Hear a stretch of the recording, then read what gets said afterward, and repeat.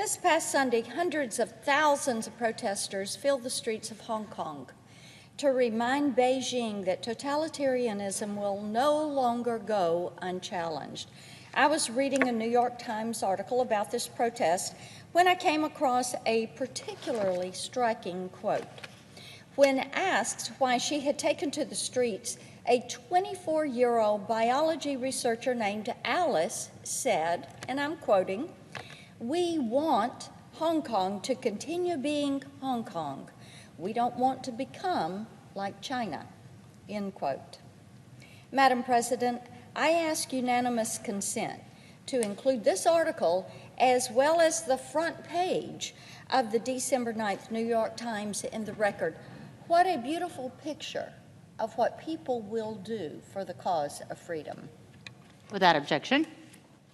Alice's statement is loaded with years of historical context and correctly implies that what we're seeing now is the culmination of a slow but sure violation of the laws and norms that once defined Hong Kong's semi-autonomous relationship with mainland China.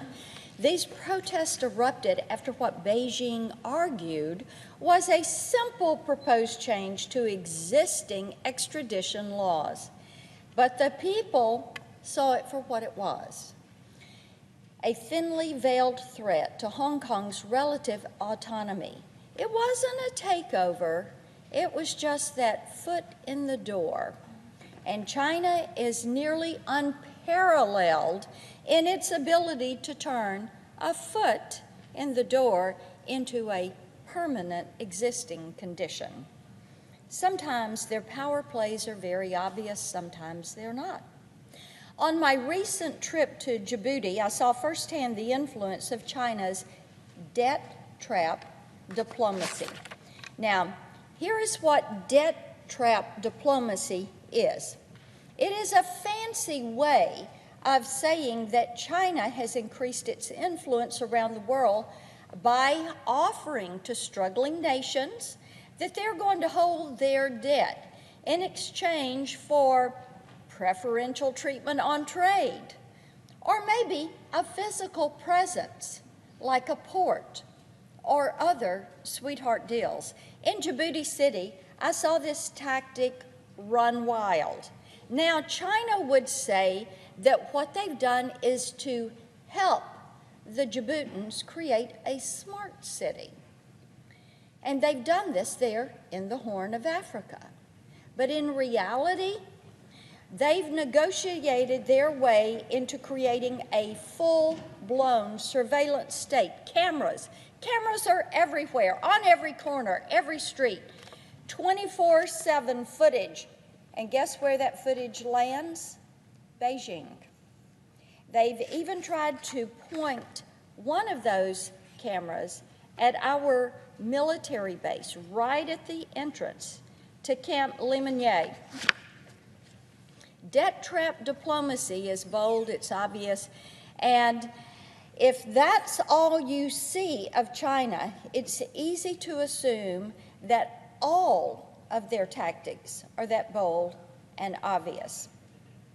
As I said, they'll go after you in obvious and also in areas that are not as obvious. Even domestically, China's surveillance state is notoriously the opposite of covert. Their domestic smart city program has outpaced that of every other country on the face of the earth. And the majority of their $70 billion plus budget for that project has been spent not on intelligent power grids or traffic management systems or on clean air or clean water, but it is being spent on surveilling their own citizens. The greatest danger China has created by engaging in brash and at times absurd surveillance and suppression is that it has created a false sense of security here in the West when we don't see the evidence of what they're doing. In the U.S., we're not particularly vulnerable to their debt trap, but we are vulnerable to less obvious attempts to get that foot in the door. In some form or another, most Americans have allowed big tech to take hold of a portion of their life. Smartphones and cloud storage once were very novel, but now we assume that even simple transactions come predicated by an additional condition. Everything is free as long as the app or the service has access to, guess what? Your data. They want to own your virtual you.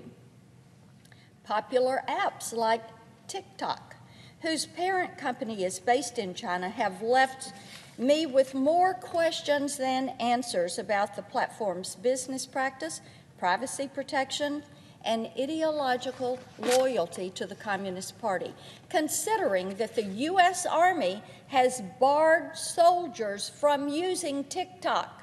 And everybody needs to understand this. The U.S. Army has said, you cannot use TikTok.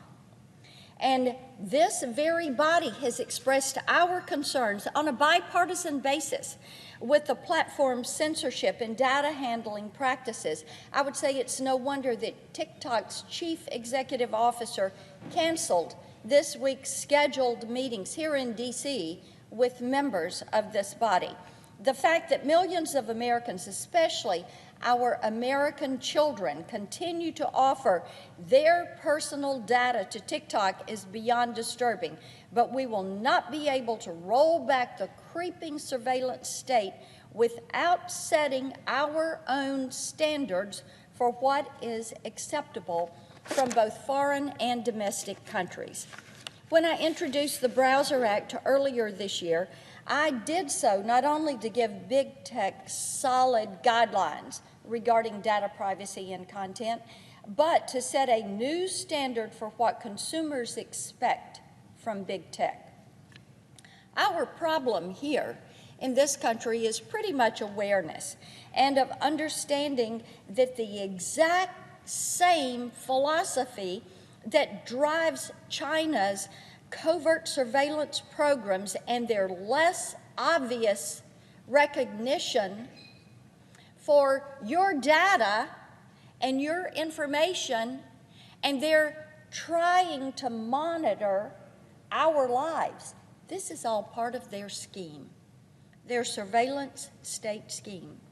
China's Communist Party is about more than just ad revenue and more complete data sets. Their goal, as the same with those Hong Kong protesters, as they put it, is to trick other countries in becoming more like China. Not tilting toward freedom, tilting away from freedom and toward China.